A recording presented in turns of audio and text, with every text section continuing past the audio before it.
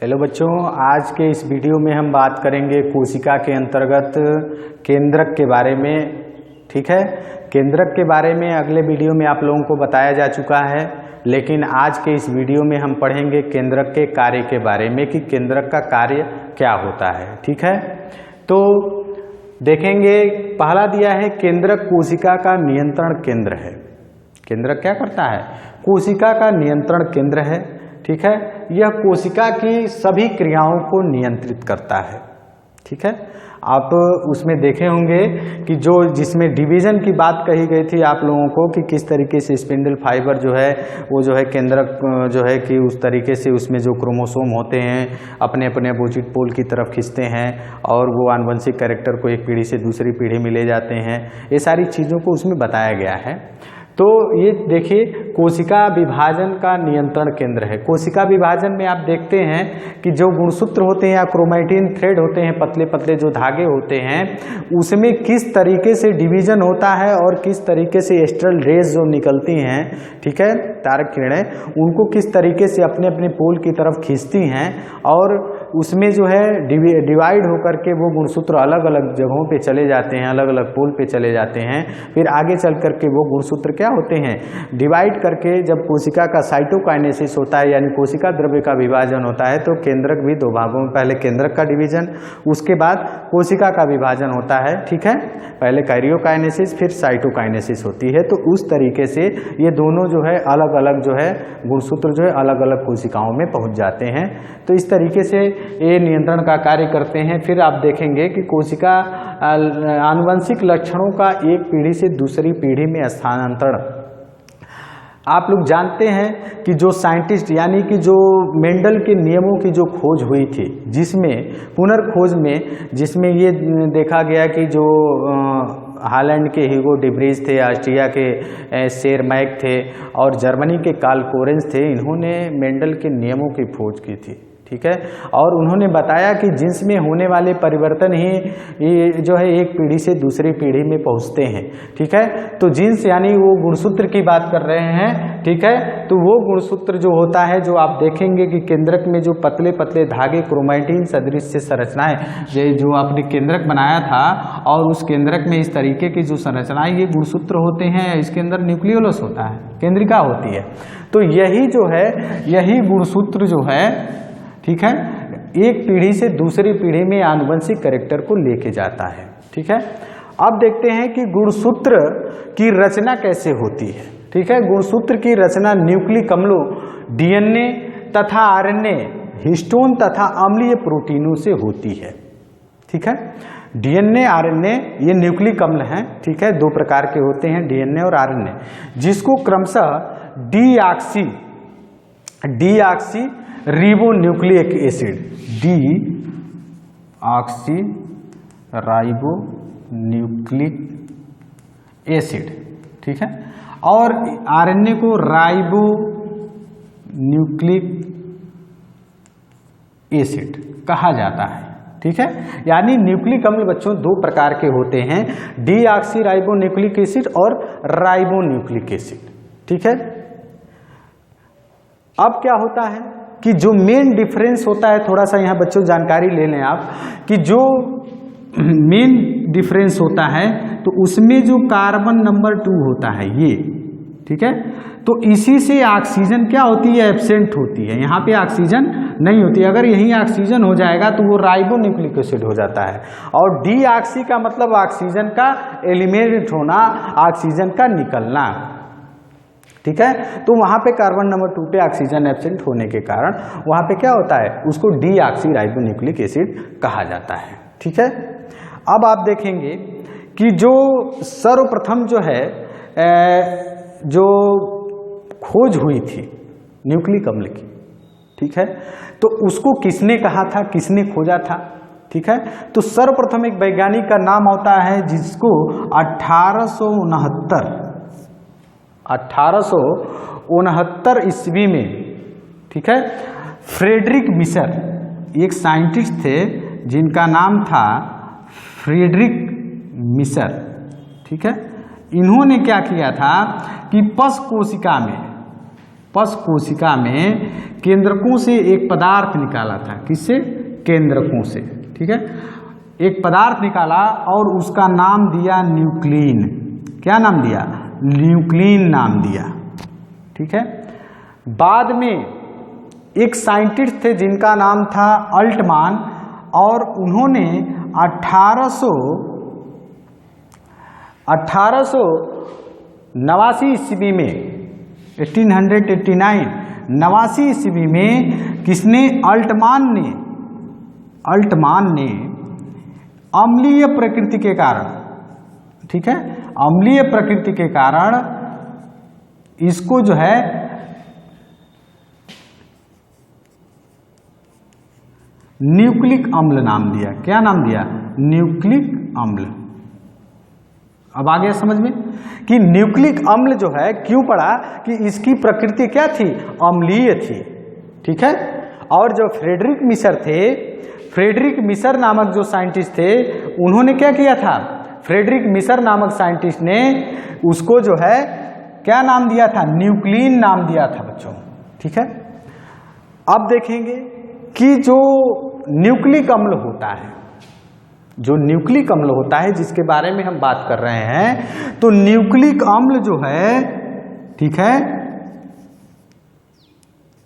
Nucleic acid, ये क्या है? एक जटिल कार्बनिक यौगिक है।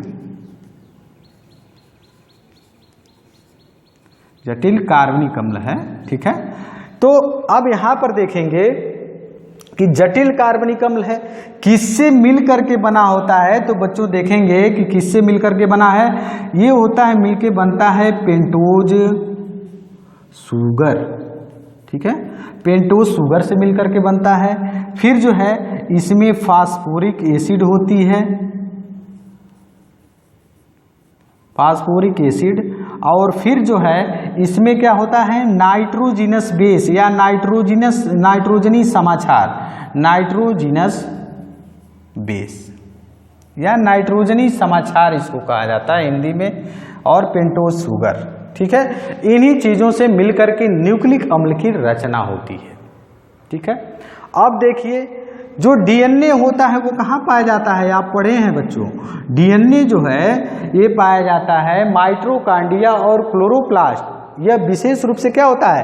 क्रोमैटिन होता है, जो आप देखे थे उसमें क्रोमैटिन, किसमें? न्यूक्लियस में। ठीक है, न्यूक्लियस में आपने इसको देखा था केंद्रक में कि क्या है? क्रोमैटिन धागे के रूप में आप लोगों को दिखाई देता है। ठीक है, तो डीएनए जो होता है वो कहाँ पाया जाता है? क्लोरोप्लास्ट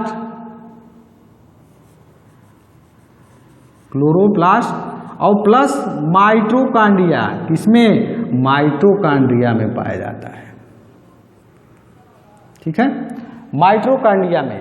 इसके अलावा जो आरएनए होता है वो कोशिका द्रव्य में पाया जाता है। आरएनए कोशिका द्रव्य में, ठीक है, किसमें पाया जाता है? कोशिका द्रव्य में उपस्थित होता है, मिलता है, परंतु कुछ मात्रा में यह केंद्रक, ठीक है, केंद्रक, क्रोमैटिन, केंद्रक में और केंद्रिका में केंद्रिका, क्रोमैटिन और राइबोसोम में भी क्या होता है? यह उपस्थित होता है। केंद्रिका कहाँ होती है? न्यूक्लियस के अंदर जो गोल संरचना दिखाई देती है, जो विभाजन के समय क्या होती है? विलुप्त हो जाती है, जिसको हम केंद्रिका या न्यूक्लियोलस कहते हैं इंग्लिश में। ठीक है, तो उसके अंदर या क्रोमैटिन के अंदर पाई जाती है या केंद्रिका में पाई जाती है। जो आरएनए होता है उसका निर्माण किससे होता है? डीएनए से, यानी डीएनए ही क्या करता है? आरएनए बनाता है। ठीक है, आरएनए और कहाँ पे संचित रहता है? केंद्रिका में। केंद्रिका में क्या होता है? संचित रहता है, और बाद में यही जो आरएनए होता है, ठीक है, वो कोशिका द्रव्य में आता है। कोशिका द्रव्य में आ करके और किससे जुड़ता है? राइबोसोम से जुड़ जाता है। कौन? ये आरएनए। ठीक है, ये आरएनए क्या होता है, बाद में इसका जो क्या है, ये डीएनए से आरएनए का निर्माण होता है और यह कहाँ संचित होता है, केंद्रिका में, और बाद में यह केंद्रिका से निकल करके कहाँ आता है, कोशिका द्रव्य में, और कोशिका द्रव्य से आकर के राइबोसोम से जुड़ जाता है प्रोटीन संश्लेषण के लिए। ठीक है, तो इसके बाद इसके अलावा भी कोशिका द्रव्य में आरएनए पाए जाते हैं और क्या होते हैं, वो घुलनशील अवस्था में पाए जाते हैं। किस अवस्था में, कोशिका द्रव्य में पाए जाएंगे, वो किस फॉर्म में होंगे, सलूबल फॉर्म में होते हैं, जिसको हम नाम देते हैं ट्रांसफर आरएनए या स्थानांतरण आरएनए, इसको कहते हैं टीआरएनए। ये क्या होते हैं, ये सलूबल फॉर्म में होते हैं, घुलनशील फॉर्म में पाए जाते हैं। ठीक है, ट्रांसफर आरएनए, और ये क्या करते हैं, एमाइनो एसिड को, जब प्रोटीन या पॉलीपेप्टाइड चेन का निर्माण होने लगता है या प्रोटीन का निर्माण होता है, तो यही ट्रांसफर आरएनए उस विशेष एमाइनो एसिड को लेकर के एमआरएनए के टेम्पलेट पर लेकर के जाते हैं और पेप्टाइड बांड की सहायता से उसको जोड़ देते हैं। ठीक है, तो ये ट्रांसफर आरएनए भी क्या होता है, कोशिका में घुलनशील अवस्था में पाया जाता है। ठीक है बच्चों, तो इन सारी चीजों के बारे में हमने देखा कि क्रोमोसोम का निर्माण किससे हो रहा है। ठीक है, वो बता दिया गया आपको, न्यूक्लिक अम्ल से और हिस्टोन प्रोटीन से हो रहा है। हिस्टोन प्रोटीन कैसी होती है, अम्लीय प्रकृति होती है। इसकी खोज को बताया गया कि 1869 में मिस्र ने पश कोशिका से केंद्रकों से एक पदार्थ निकाला जिसको न्यूक्लिन नाम दिया। 1889 में अल्टमान ने इसकी अम्लीय प्रकृति के कारण इसको न्यूक्लिक अम्ल नाम दिया। ठीक है, और यह कहाँ पाया जाता है, ठीक है, डीएनए जो है, आरएनए जो है कहाँ होता है, कोशिका द्रव्य में होता है। इसके अलावा यह केंद्रिका, क्रोमैटिन और राइबोसोम में पाया जाता है। डीएनए से ही आरएनए का निर्माण होता है। ठीक है, और यह आरएनए केंद्रिका में क्या होता है, संचित रहता है, और केंद्रिका से निकल करके राइबोसोम, कोशिका द्रव्य में आकर के राइबोसोम से जुड़ जाता है प्रोटीन संश्लेषण के दौरान। आप देखते हैं फिर जो है, अब इसके अलावा भी राइबोसोम पाए जाते हैं। ठीक है, आरएनए पाए जाते हैं जिसको हम ट्रांसफर आरएनए कहते हैं, और यह कोशिका द्रव्य में सलूबल होता है, घुलनशील अवस्था में पाया जाता है, जिसको हम स्थानांतरण आरएनए भी कहते हैं हिंदी में। ठीक है, यह क्या करता है कि प्रोटीन संश्लेषण की क्रिया के दौरान जो है विशेष एमाइनो एसिड को डीएनए के टेम्पलेट पर लेकर के एमआरएनए के टेम्पलेट पर लेकर के जाता है, और उस खंड पर ले जाकर के क्या करता है, उस एमाइनो एसिड को प्रोटीन एमाइनो एसिड के साथ, दूसरी एमाइनो एसिड के साथ पेप्टाइड बांड या एमाइड बांड की सहायता से जोड़ देता है, जिसमें जल का एक अणु बाहर निकल जाता है, और इस तरीके से पॉलीपेप्टाइड चेन का या प्रोटीन श्रृंखला का निर्माण होता है। इसके बाद हम आगे जो है डीएनए और आरएनए के विषय में जो है विस्तृत चर्चा करेंगे, और उसके वीडियो के बारे में अच्छी तरीके से उस वीडियो को जो है देखा जाएगा और बनाया जाएगा उसके बारे में। ठीक है, कि ताकि आप लोगों को अच्छी से अच्छी जानकारी इसमें प्राप्त हो सके। ठीक है बच्चों, ये बहुत इंपॉर्टेंट है। ठीक है, आप लोगों को 9th में, 10th में, 11th में, 12th में हर जगह इसकी ज़रूरत पड़ेगी। इसलिए बच्चों मैं कहता हूँ कि किसी न किसी तरीके से जैसे भी हो आप इनको याद कर लो, चाहे मन में किसी तरीके से। बहुत ही अच्छे नंबर मिलते हैं जेनेटिक्स में। ठीक है, इसको आप अच्छे से तैयार कर लेंगे तो हर जगह ये काम में आने वाली चीज़ है। ठीक है, आज की वीडियो में बस इतना ही। धन्यवाद।